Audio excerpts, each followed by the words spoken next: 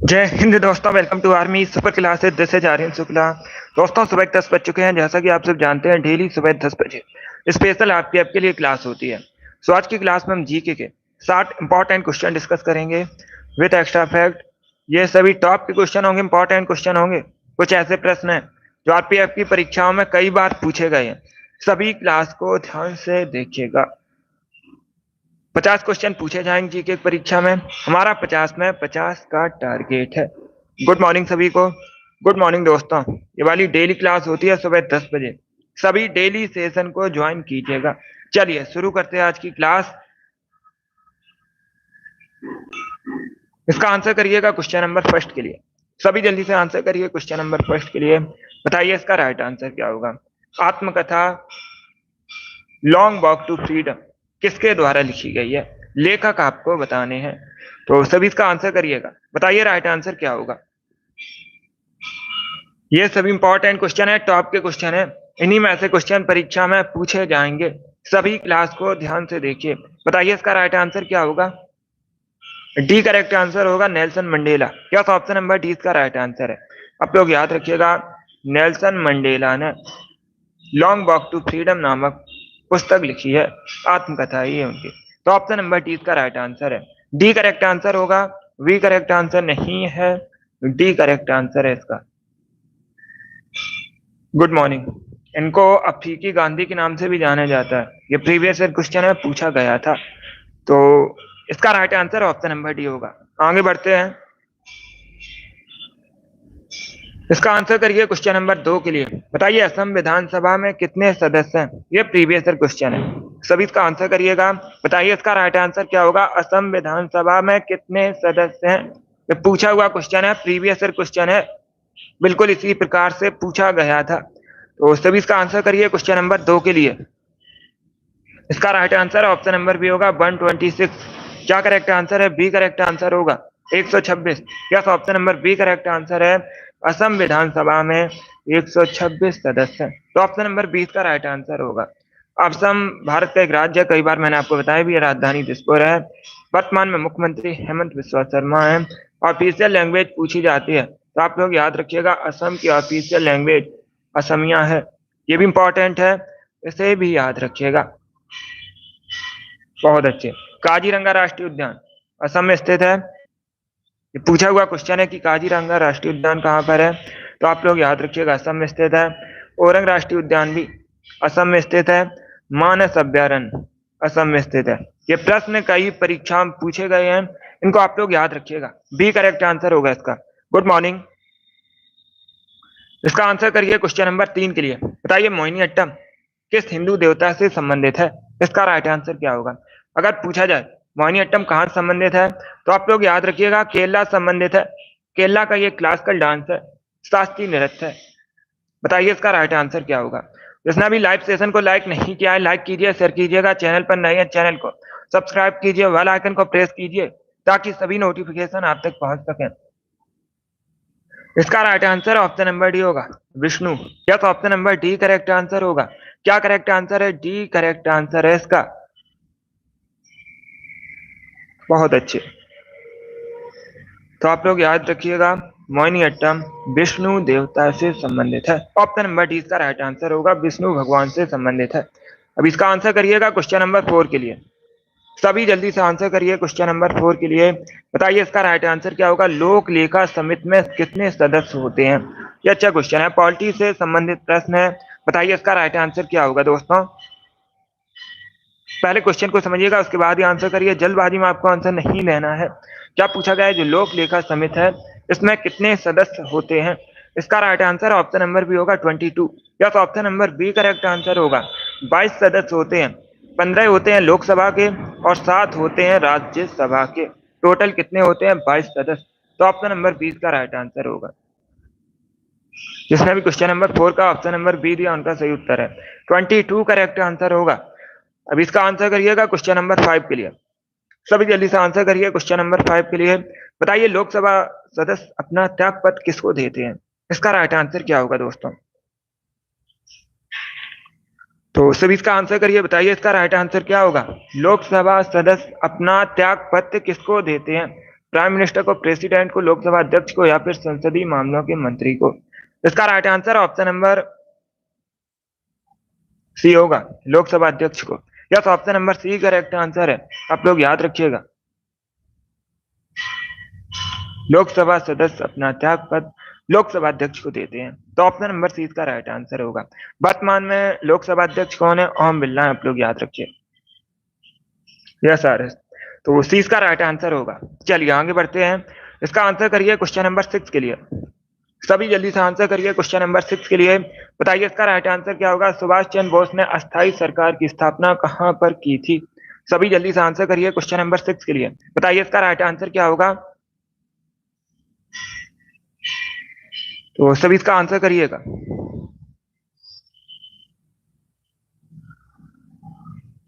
Good, पहले question को समझिए उसके बाद ही आंसर करिए, जल्दबाजी में आपको आंसर नहीं देना है। क्या पूछा गया है? सुभाष चंद्र बोस ने अस्थायी सरकार की स्थापना कहां पर की थी? इसका right answer option number A होगा, सिंगापुर में। क्या करेक्ट आंसर होगा? ऑप्शन नंबर ए इसका राइट आंसर होगा, सिंगापुर में। अब देखिएगा, एक क्वेश्चन पूछा जाता है, दिल्ली चलो का नारा किसने दिया था? सुभाष चंद्र बोस ने दिल्ली चला को नारा दिया था। कहां पर दिया था? सिंगापुर में। दूसरा क्वेश्चन पूछा जाएगा, क्या क्वेश्चन पूछा जाएगा परीक्षा में? सुभाष चंद्र बोस ने दिल्ली चलो का नारा सिंगापुर में कब दिया था? ये आपको बताना है। सभी जल्दी से बताइएगा, सुभाष चंद्र बोस ने दिल्ली चलो का नारा सिंगापुर में कब दिया था? इसका राइट आंसर क्या होगा? यस, आप लोग याद रखिएगा, 1943 में। कब दिया था? 1943 में दिया था। चलिए आगे बढ़ते हैं, अब इसका आंसर करिए क्वेश्चन नंबर 7 के लिए। सभी जल्दी से आंसर करिए क्वेश्चन नंबर 7 के लिए। प्रश्न इस प्रकार से है, हिंद महासागर और लाल सागर को कौन सी जल संधि जोड़ती है? इसका राइट आंसर बताइएगा। तो सभी इसका आंसर करिए क्वेश्चन नंबर 7 के लिए। बताइए इसका राइट आंसर क्या होगा? हिंद महासागर को और लाल सागर को कौन सी जल संधि जोड़ती है? इसका राइट आंसर क्या होगा? इसका right answer option number A होगा, बाब अल मंदेव। यस, ऑप्शन नंबर ए इसका राइट आंसर होगा, ये एक जल संधि है। बाब अल मंदेव एक जल संधि है जो हिंद महासागर और लाल सागर को जोड़ती है, तो ऑप्शन नंबर ए इसका राइट आंसर होगा। आगे बढ़ते हैं, यस, इसका आंसर करिएगा क्वेश्चन नंबर 8 के लिए। आपको बताना है ध्वनि की चाल अधिकतम होती है किसमें होती है? अधिकतम ध्वनि की जो चाल है किसमें अधिकतम होती है? जल में, वायु में, निर्वात में या फिर ठोस में? तो सभी इसका आंसर करिए क्वेश्चन नंबर 8 के लिए। बताइए इसका राइट आंसर क्या होगा? ये भी बहुत सी परीक्षाओं में पूछा हुआ प्रश्न है, बिल्कुल इसी प्रकार से पूछा गया है।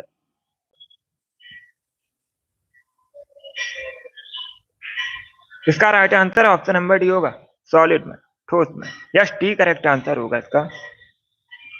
अब इसका आंसर करिए क्वेश्चन नंबर 9 के लिए। बताइए दोस्तों, table tennis federation of India का मुख्यालय कहां पर है? TTFI, बताइए इसका मुख्यालय कहां पर है? जयपुर, मुंबई, नई दिल्ली या फिर लखनऊ में? इस प्रकार से ऑप्शन हैं। तो सभी इसका आंसर करिए क्वेश्चन नंबर 9 के लिए। बताइए इसका राइट आंसर क्या होगा? इसका right answer option number C होगा, Delhi. Yes, option number C correct answer होगा, दिल्ली में table tennis federation of India का मुख्यालय है, तो ऑप्शन नंबर सी इसका राइट आंसर है। बी करेक्ट आंसर नहीं होगा इसका। इसका right answer option number C होगा, दिल्ली करेक्ट आंसर होगा, दिल्ली करेक्ट आंसर है।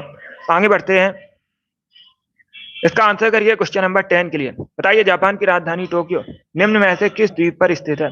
पहली बात तो आप लोग याद रखिएगा, पूछा जाएगा जापान की राजधानी क्या है, तो आप लोग याद रखिए जापान की राजधानी टोक्यो है। निम्न में से किस द्वीप पर स्थित है? इसका राइट आंसर क्या होगा?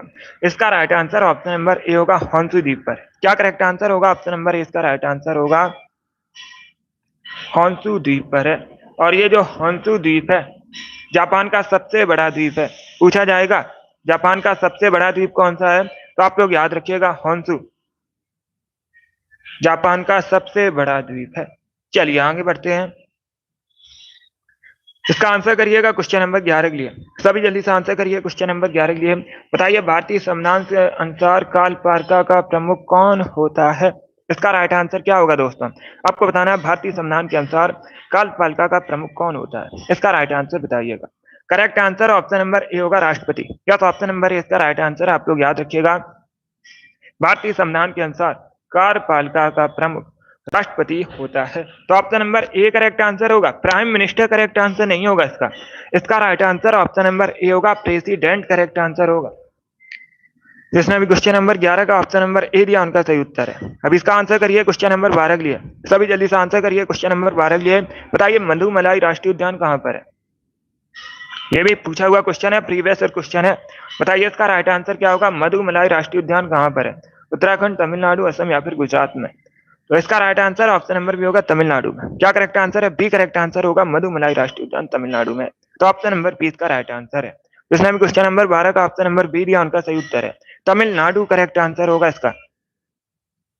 इसका आंसर करिए क्वेश्चन नंबर 13 के लिए। बताइए झारखंड में जो सरहुल पर्व किस ऋतु में मनाया जाता है? पहली बात तो आप लोग याद रखिएगा, परीक्षा में पूछा जाएगा सरहुल पर्व मुख्यतः किस राज्य से संबंधित है, तो सभी लोग याद रखिए मुख्यतः झारखंड से संबंधित है।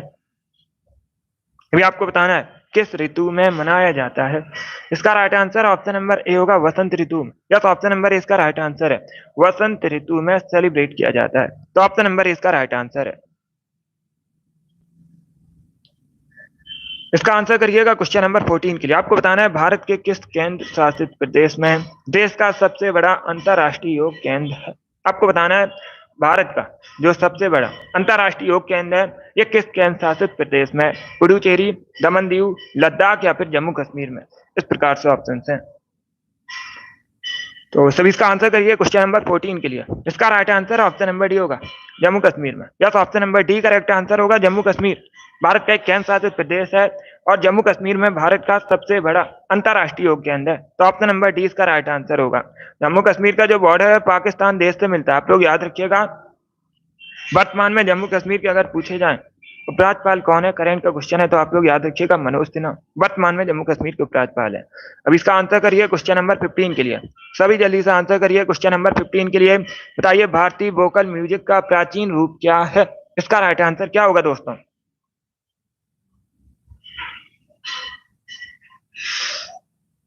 तो सभी इसका आंसर करिए क्वेश्चन नंबर 15 के लिए। ये सभी इंपॉर्टेंट क्वेश्चन है, टॉप के क्वेश्चन है।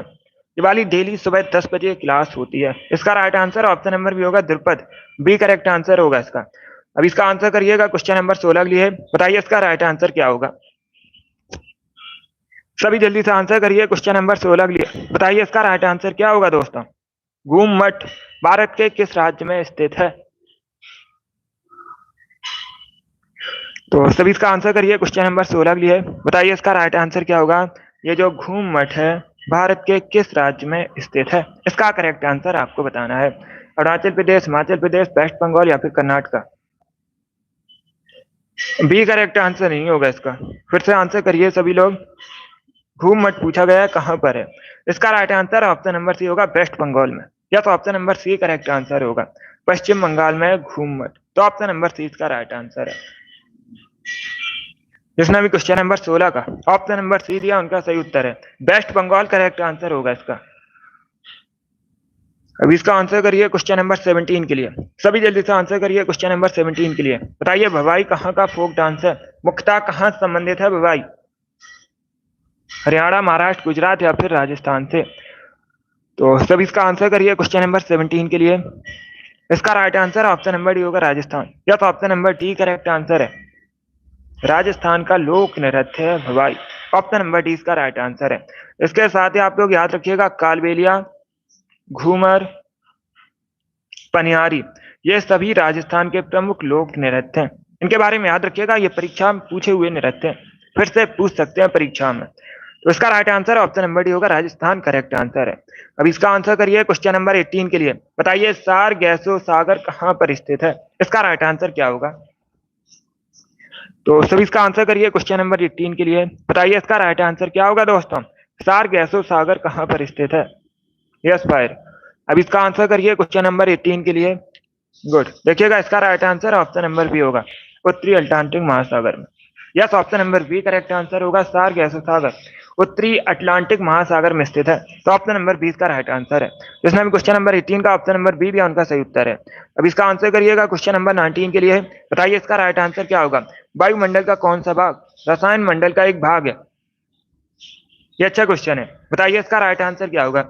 4 ऑप्शन आपको दिए गए हैं। बताइए वायुमंडल का कौन सा भाग रसायन मंडल का एक भाग है? आयन मंडल, क्षोभ मंडल, ओजोन मंडल या फिर नन ऑफ दीज? इसका right answer option number C होगा ओजोन मंडल। Yes, option number C correct answer होगा। जो ओजोन मंडल है वायुमंडल का रसायन मंडल का एक भाग है, तो ऑप्शन नंबर सी इसका राइट आंसर होगा। आगे बढ़ते हैं। अब इसका आंसर करिए क्वेश्चन नंबर 20 के लिए। बताइए दालचीनी मसाला मूलतः कहाँ का है? ये अच्छा क्वेश्चन है, तो सभी इसका आंसर करिए। बताइए इसका राइट आंसर क्या होगा? जो दालचीनी मसाला ये मूलतः कहाँ का है? मलेशिया का, अफगानिस्तान का, भूटान का या फिर श्रीलंका का? इसका right answer option number D होगा, श्रीलंका का। डी करेक्ट आंसर होगा इसका। यस, ऑप्शन नंबर डी इसका राइट आंसर है। आप लोग याद रखिएगा, दालचीनी मसाला मूलतः श्रीलंका का है, तो ऑप्शन नंबर डी इसका राइट आंसर होगा। इसका आंसर करिएगा क्वेश्चन नंबर 21 के लिए। सभी जल्दी से आंसर करिए क्वेश्चन नंबर 21 के लिए। बताइए इसका राइट आंसर क्या होगा? निम्न में से कौन सी स्थानीय पवन हिमबख्शी के नाम से जानी जाती है? सभी इसका आंसर करिएगा। 4 ऑप्शन आपको दिए गए, बताइए इनमें से कौन सी स्थानीय पवन हिमबख्शी के नाम से जानी जाती है? इसका राइट आंसर क्या होगा दोस्तों?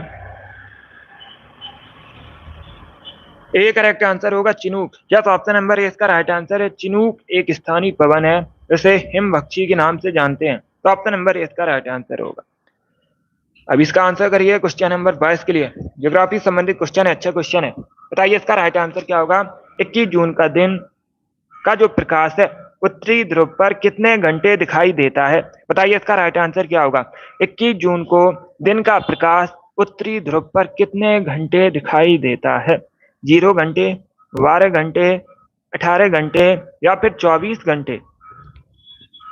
गुड।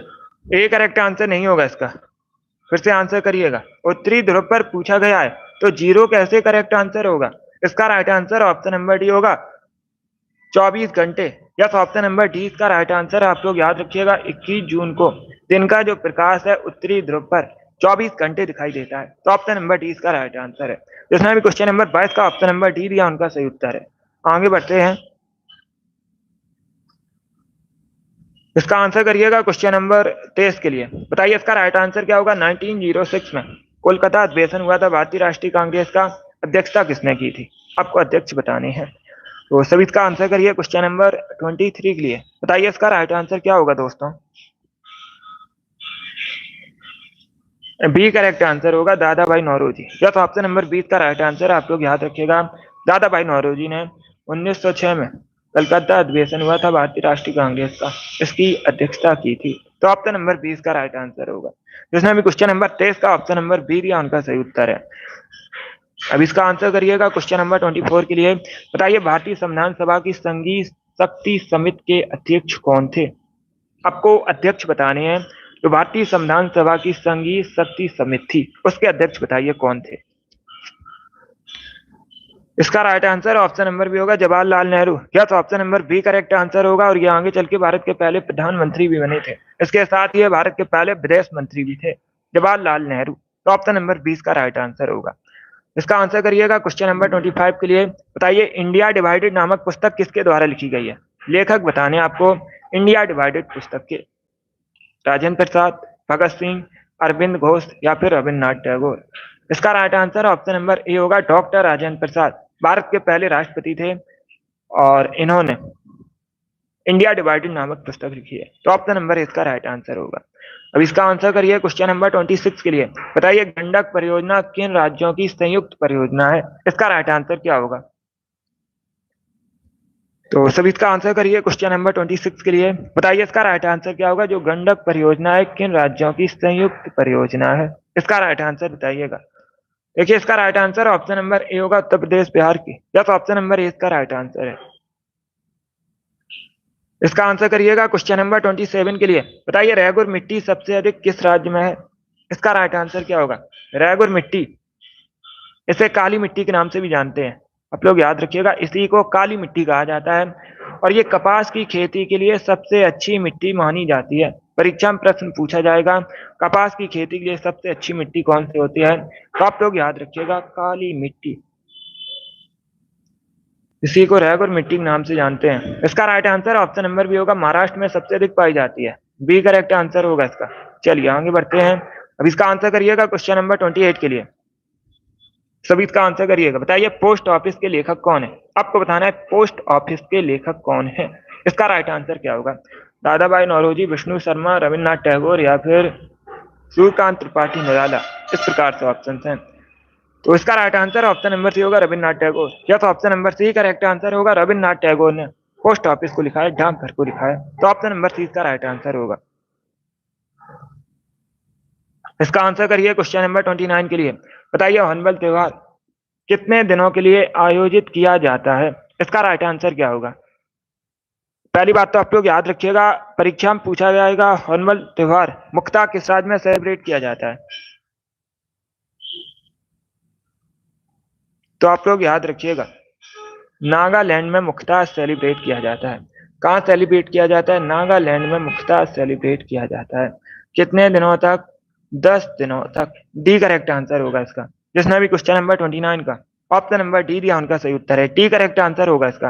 अब इसका आंसर करिएगा क्वेश्चन नंबर 30 के लिए। सभी जल्दी से आंसर करिए क्वेश्चन नंबर 30 के लिए। बताइए स्वतंत्र पार्टी की स्थापना किसने की थी? सभी इसका आंसर करिए जल्दी से।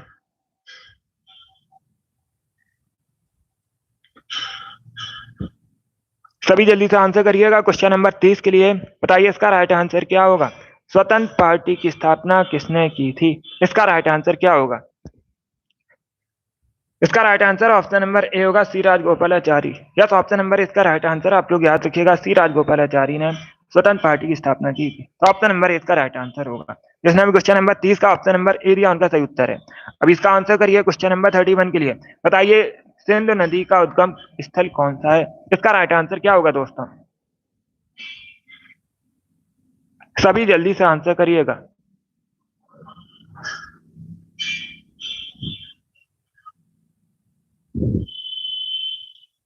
सभी जल्दी से आंसर करिएगा।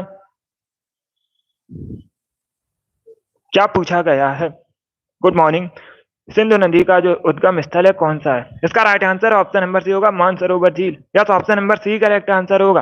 सी करेक्ट आंसर आप लोग याद रखिएगा, मानसरोवर झील सिंधु नदी का उद्गम स्थल है। तो ऑप्शन नंबर सी इसका राइट आंसर है। अब इसका आंसर करिएगा क्वेश्चन नंबर 32 के लिए। सभी जल्दी से आंसर करिए क्वेश्चन नंबर 32 के लिए। बताइए इसका राइट आंसर क्या होगा? अन्नपूर्णा चोटी हिमालय किस क्षेत्र में स्थित है? इसका राइट आंसर क्या होगा? सभी जल्दी से आंसर करिएगा। बताइए इसका राइट आंसर क्या होगा? अन्नपूर्णा चोटी हिमालय किस क्षेत्र में स्थित है? तो सभी इसका आंसर करिए। बताइए इसका राइट आंसर क्या होगा? जल्दबाजी में आपको आंसर नहीं लेना है। इसका right answer option number D होगा, नेपाल में। या तो option number D correct answer आप लोग याद रखिएगा, नेपाल में है अन्नपूर्णा चोटी। तो ऑप्शन नंबर डी इसका राइट आंसर है। अब इसका आंसर करिएगा क्वेश्चन नंबर 33 के लिए। बताइए मलेशिया में जो किंटा घाटी है किसके लिए प्रसिद्ध है? इसका राइट आंसर क्या होगा दोस्तों? तो सभी इसका आंसर करिए। बताइए इसका राइट आंसर क्या होगा? मलेशिया में किंटा घाटी किसके लिए प्रसिद्ध है? इसका राइट आंसर बताइएगा। गुड। इसका right answer option number C होगा, टिन के उत्पादन के लिए प्रसिद्ध है। क्या करेक्ट आंसर है? ऑप्शन नंबर सी इसका राइट आंसर आप लोग याद रखिएगा, मलेशिया में जो किंटा घाटी है टिन के उत्पादन के लिए प्रसिद्ध है। तो ऑप्शन नंबर सी इसका राइट आंसर है। जिसने भी क्वेश्चन नंबर 33 का ऑप्शन नंबर सी दिया उनका सही उत्तर है। अब इसका आंसर करिए क्वेश्चन नंबर 34 के लिए। सभी जल्दी से आंसर करिए क्वेश्चन नंबर 34 के लिए। बताइए इसका राइट आंसर क्या होगा? वर्तमान में आपको छत्तीसगढ़ के मुख्यमंत्री बताने हैं। बताइए इसका राइट आंसर क्या होगा? गुड। देखिए इसका right answer option number A होगा, विष्णु देव साय। या तो ऑप्शन नंबर ए इसका राइट आंसर है। अब इसका आंसर करिएगा क्वेश्चन नंबर 35 के लिए। सभी जल्दी से आंसर करिए क्वेश्चन नंबर 35 के लिए। बताइए दोस्तों इसका राइट आंसर क्या होगा? जमी हुई झील के अंदर मछलियां जीवित रह सकती हैं क्योंकि बर्फ। अब चारों ऑप्शंस को पढ़ लीजिएगा, उसके बाद ये आंसर करिए। जल्दबाजी में आंसर नहीं देना है। बताइए इसका राइट आंसर क्या होगा?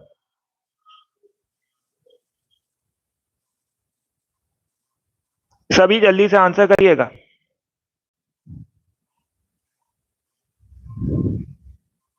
सभी जल्दी से आंसर करिए। बताइए इसका राइट आंसर क्या होगा दोस्तों?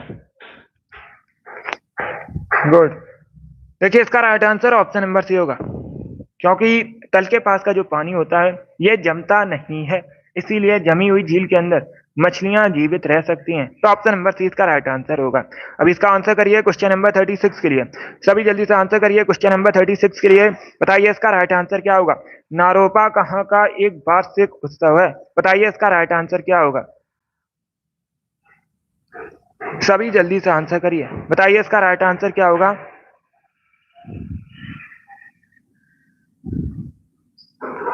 क्या पूछा गया है? नारोपा कहाँ का एक वार्षिक उत्सव है? बताइए इसका राइट आंसर क्या होगा दोस्तों। ऑप्शन को पढ़ लीजिए, उसके बाद ही आंसर करिए, जल्दबाजी में आपको आंसर नहीं देना है।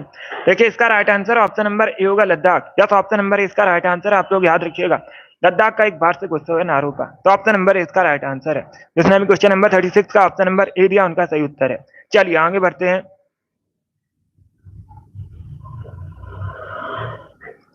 अब इसका आंसर करिए क्वेश्चन नंबर 37 के लिए। बताइए इसका राइट आंसर क्या होगा।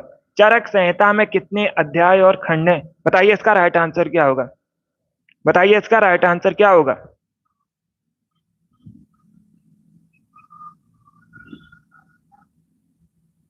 गुड, ऑप्शंस को पढ़ लीजिए, उसके बाद ही आंसर करिएगा।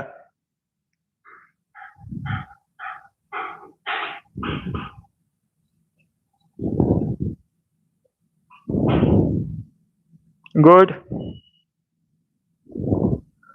क्या पूछा गया है? चरक संहिता में कितने अध्याय और खंड हैं? इसका राइट आंसर क्या होगा दोस्तों। Good, very good. देखिएगा इसका right answer option number A होगा। 120 अध्याय हैं और 8 खंड हैं। तो ऑप्शन नंबर ए इसका राइट आंसर होगा। यह भी प्रश्न बहुत सी परीक्षाओं में पूछा हुआ क्वेश्चन है। बताइए इसका राइट आंसर ए होगा। आप लोग इसे याद रखिएगा। चलिए आगे बढ़ते हैं। अब इसका आंसर करिए क्वेश्चन नंबर 38 के लिए। बताइए इसका राइट आंसर क्या होगा। ऑक्सीजन की कमी के कारण मानव शरीर का सबसे अधिक कौन सा अंग प्रभावित होगा? इसका राइट आंसर क्या होगा दोस्तों। सभी जल्दी से आंसर करिएगा।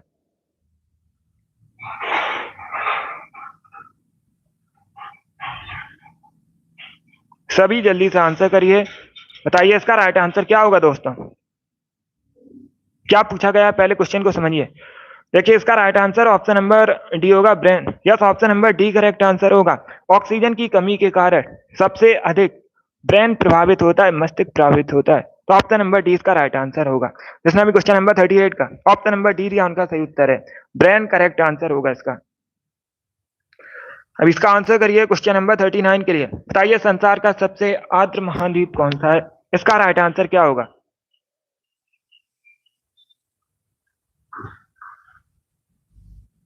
गुड, सभी जल्दी से आंसर करिएगा। बताइए संसार का सबसे आर्द्र महाद्वीप कौन सा है? इसका right answer option number D होगा, दक्षिणी अमेरिका महाद्वीप। क्या करेक्ट आंसर है? ऑप्शन नंबर डी इसका राइट आंसर है। अब तो याद रखिएगा, सबसे आर्द्र महाद्वीप अगर पूछा जाए संसार का तो ऑप्शन नंबर डी इसका राइट आंसर होगा, दक्षिण अमेरिका। डी करेक्ट आंसर होगा इसका। अब देखिएगा एक क्वेश्चन और पूछ सकते हैं। क्षेत्रफल की दृष्टि से विश्व में ये किस स्थान पर है? तो आप लोग याद रखिएगा, चौथे स्थान पर है।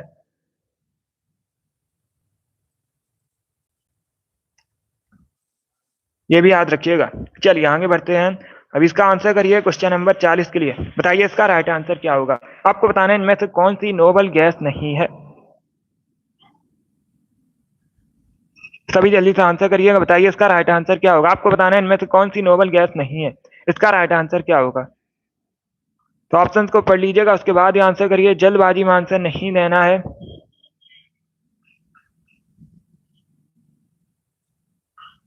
डी करेक्ट आंसर होगा, नाइट्रोजन नोबल गैस नहीं है। तो ऑप्शन नंबर डी इसका राइट आंसर है। बाकी आप लोग याद रखिएगा, ऑर्गन, नियोन, हीलियम ये सभी नोबल गैसेस हैं। ऑप्शन नंबर डी इसका राइट आंसर है। चलिए आगे बढ़ते हैं। इसका आंसर करिए क्वेश्चन नंबर 41 के लिए। बताइए विश्व पर्यावरण दिवस कब मनाया जाता है? इसका राइट आंसर क्या होगा। सभी जल्दी से आंसर करिएगा। विश्व पर्यावरण दिवस कब मनाते हैं?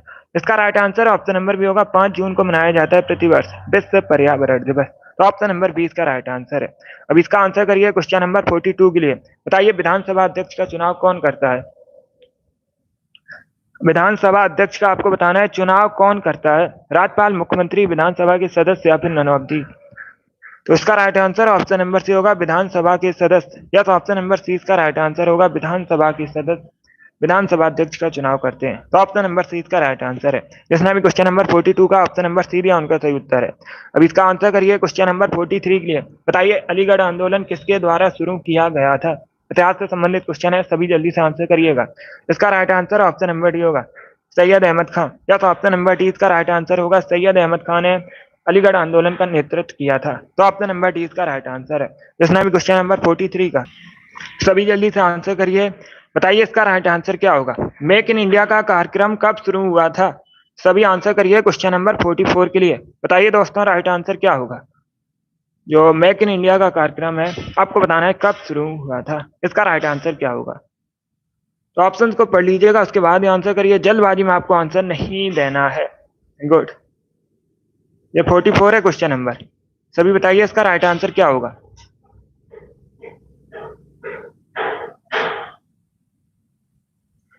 इसका right answer option number B होगा, सितंबर 2014 में। या तो ऑप्शन नंबर 20 का राइट आंसर है। अब इसका आंसर करिएगा क्वेश्चन नंबर 45 के लिए। बताइए इसका राइट आंसर क्या होगा। भारत का जो राष्ट्रीय पंचांग है किस संवत पर आधारित है? सभी जल्दी से आंसर करिए। बताइए इसका राइट आंसर क्या होगा। भारत का जो राष्ट्रीय पंचांग है किस संवत पर आधारित है? इसका right answer option number C होगा, शक संवत पर आधारित है। सी करेक्ट आंसर होगा। अब इसका आंसर करिएगा क्वेश्चन नंबर 46 के लिए। बताइए कृष्ण देव राय किसके समकालीन थे? विजयनगर साम्राज्य के शासक थे। अगर पूछा जाए कृष्ण देव राय किस साम्राज्य के शासक थे, तो आप लोग याद रखिएगा विजयनगर साम्राज्य के शासक थे। किसके समकालीन थे? बाबर के समकालीन थे। ऑप्शन नंबर सी इसका राइट आंसर होगा। बी करेक्ट आंसर नहीं होगा इसका। हुमायूं करेक्ट आंसर नहीं होगा, बाबर करेक्ट आंसर होगा इसका। बाबर के समकालीन थे। ऑप्शन नंबर सी इसका राइट आंसर है। जिसने भी क्वेश्चन नंबर 46 का ऑप्शन नंबर सी दिया उनका सही उत्तर है। अब इसका आंसर करिएगा क्वेश्चन नंबर 47 के लिए। सभी जल्दी से आंसर करिए क्वेश्चन नंबर 47 के लिए। बताइए इसका राइट आंसर क्या होगा। गुरु नानक देव का जन्म कहां पर हुआ था? गुरु नानक देव सिख धर्म के पहले गुरु थे। अगर पूछा जाए सिख धर्म के पहले गुरु कौन थे, तो आप लोग याद रखिएगा गुरु नानक देव। इनका जन्म कहां पर हुआ था? तलवंडी में। कहां पर है वर्तमान में तलवंडी? तो आप लोग याद रखिएगा पाकिस्तान में है। वर्तमान में तलवंडी कहां पर है? पाकिस्तान में है। इसका आंसर करिएगा क्वेश्चन नंबर 48 के लिए। आपको बताना है ऋग्वैदिक आर्यों का मुख्य व्यवसाय क्या था। सभी इसका आंसर करिए दोस्तों। बताइए इसका राइट आंसर क्या होगा। ऋग्वैदिक आर्यों का मुख्य व्यवसाय आपको बताना है क्या था। कृषि, पशुपालन, शिक्षा या फिर व्यवसाय? कृषि करेक्ट आंसर नहीं होगा। ए करेक्ट आंसर नहीं होगा इसका। फिर से आंसर करिए। ऋग्वैदिक आर्यों का पूछा गया है, तो ऑप्शन नंबर 20 का राइट आंसर होगा पशुपालन करेक्ट आंसर होगा। यस, ऑप्शन नंबर 20 का राइट आंसर है। आप लोग याद रखिएगा पशुपालन ऋग्वैदिक आर्यों का प्रमुख व्यवसाय था। तो ऑप्शन नंबर 20 का राइट आंसर है। अब इसका आंसर करिएगा क्वेश्चन नंबर 49 के लिए। सभी जल्दी से आंसर करिए क्वेश्चन नंबर 49 के लिए। बताइए भारत की सबसे पुरानी रिफाइनरी कहां पर स्थित है? सभी इसका आंसर करिएगा। भारत की सबसे पुरानी रिफाइनरी कहां पर स्थित है?